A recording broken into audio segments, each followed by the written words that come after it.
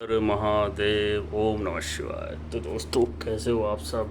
Hope you are doing well. और मैं आपका होस्ट एंड दोस्त मनीष स्वागत करता हूं आपके अपने यूट्यूब चैनल त्रिशूल ब्लॉग में। तो दोस्तों, आज 260वां ब्लॉग है हमारा। संडे का दिन है, रविवार का दिन है, तो बोल रहे हैं ओम सूर्याय नमः, सूर्यदेव की जय हो। तो दोस्तों, संडे का दिन 260वां ब्लॉग स्टार्ट करते हैं। चलिए शुरू करते हैं। तो गैस, आज बात करते हैं हम एक ऐसे पावर की, एक ऐसे कमी की, जिसके बारे में सोचते तो सभी हैं, लेकिन बात करना कोई नहीं चाहता। कोई अपने बराबरी पे नहीं बैठाना चाहता। वो बोलेगा कि नहीं, हम सबसे ऊपर हैं, हमसे ऊपर कोई नहीं। बट मैं बात कर रहा हूँ शक्ति की। शक्ति मीन्स स्त्री,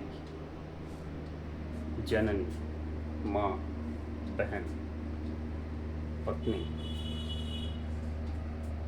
है ना, या वो देवी जिसे हम पूजते हैं। कैसे उनके बिना ये जीवन अधूरा है, कैसे उनके बिना आप कोई चीज़ प्राप्त नहीं कर सकते।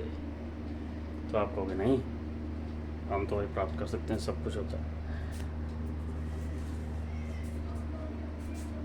महादेव, जिनकी मैं पूजा करता हूँ, भगवान शिव जब सती को प्राप्त नहीं हुए थे, या माता सती ने जब भगवान शिव को प्राप्त नहीं किया था, उससे पहले भगवान शिव शव के समान थे। वो शिव तब बने जब शक्ति का उनमें आना हुआ, तब जाके शिव शक्ति शिव बने। नहीं तो शिव में से अगर शक्ति को निकाल दिया जाए तो वो शव हो जाते हैं।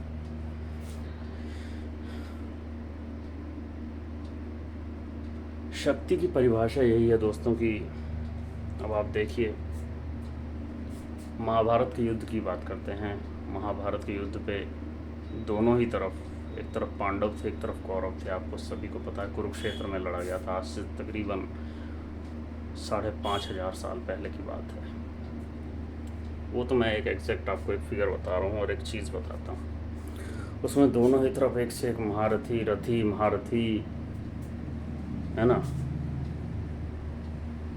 अर्धरथी, हर कैटेगरी के योद्धा थे। कौरव सेना में भीष्म पितामह, दुर्योधन, दुशासन,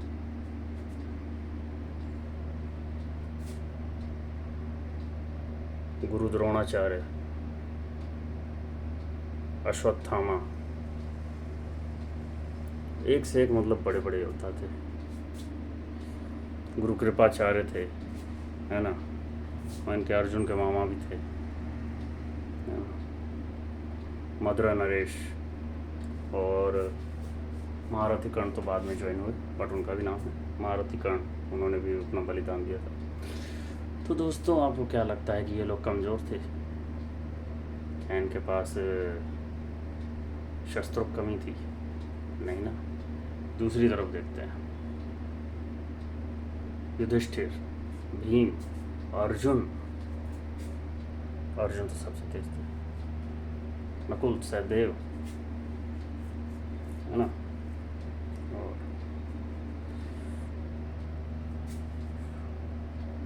द्रौपदी के भाई, उनके पिताजी, और भी बहुत लोग थे, बहुत लोग थे। तो क्या अर्जुन की बात करते हैं, तो क्या अर्जुन के रथ पे शस्त्रों की कमी थी? नहीं थी ना। दिव्यास्त्रों की कमी थी? नहीं थी। एक से एक दिव्यास्त्र, सारे दिव्यास्त्र अर्जुन के पास थे। फिर भी वो भीष्म पितामह को नहीं टिका पाए। जब तक उनके रथ पे शिखंडी नहीं खड़ी थी, जैसे शिखंडी खड़ी हुए तो भीष्म पितामह को अपने अस्त्र डालने पड़े। क्यों? क्योंकि वो शक्ति हैं, शक्ति का प्रतीक। उनके आगे नतमस्तक होना ही पड़ा। जो स्त्री होती है उसके आगे आपको नतमस्तक होना ही पड़ता है, क्योंकि देवी का स्वरूप है, वो एक शक्ति का प्रतीक है। उसकी बेइज्जती नहीं की जा सकती, ना ही उसकी अवहेलना की जा सकती है। और मैं आपको बताऊं, अगर रास्ते में स्त्री जा रही हो, बुजुर्ग जा रहा हो, या बच्चा जा रहा हो, तो उन्हें आप पहले रास्ता दें, बाद में आप चलें। ये शास्त्रों में भी लिखा हुआ है।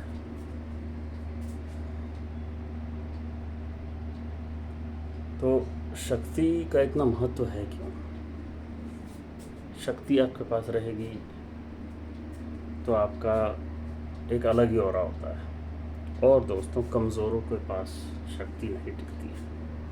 शक्ति भी वहीं जाती है जो बलिष्ठ होता है, जो बलवान होता है, और जो शक्ति को सहन करने की शक्ति रखता है ना।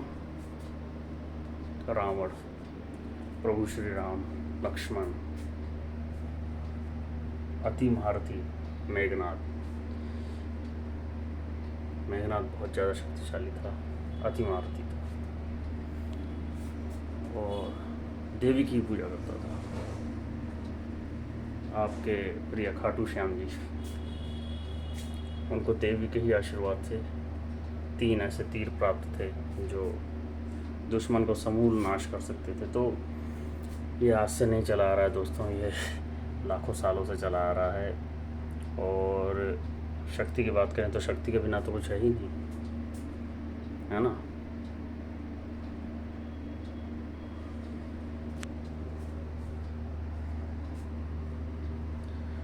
शक्ति को अर्जित करना, शक्ति को प्राप्त करना, चाहे वो शारीरिक ही शक्ति क्यों ना हो, और चाहे वो आपकी साथी ही क्यों ना हो, है ना। दोनों में बहुत ज़्यादा फर्क नहीं है। अपने शारीरिक शक्ति को भी लोग बढ़ाते ही रहते हैं। क्यों? क्योंकि उस शक्ति को नहीं बढ़ाएंगे तो आगे दुनिया में वो सरवाइव कैसे करेंगे। तो दुनिया में सरवाइव करने के लिए भी ना दोस्तों, शक्ति का होना बहुत ज़रूरी है।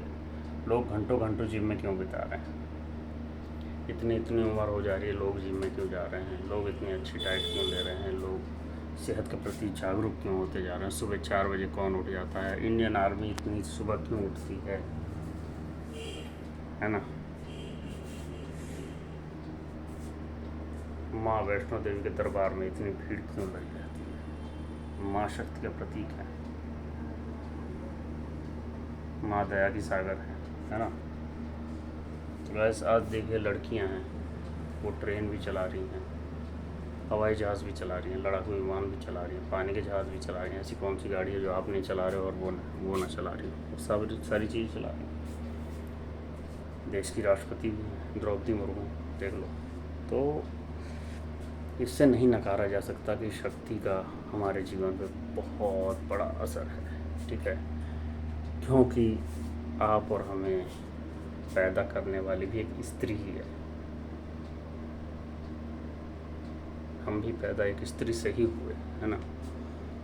क्योंकि हमारी माँ भी एक स्त्री है, हमारी बहन, हमारी पत्नी, ये सब शक्ति का ही रूप है दोस्तों। आप कहते हो नहीं हमसे बड़ा कोई नहीं है, तो आपको याद रखना चाहिए कि आप भी अपने माता के गर्भ से ही उत्पन्न हुए हो। तो शक्ति का होना भी बहुत बड़ी बात है, और शक्ति का संयोजन करना भी बहुत बड़ी बात है दोस्तों। शक्ति का संयोजन करने में भी लोगों को उम्र निकल जाती है संयोजन में। तो शक्ति का महत्व बहुत ज़्यादा है हमारी आपकी लाइफ में, है ना।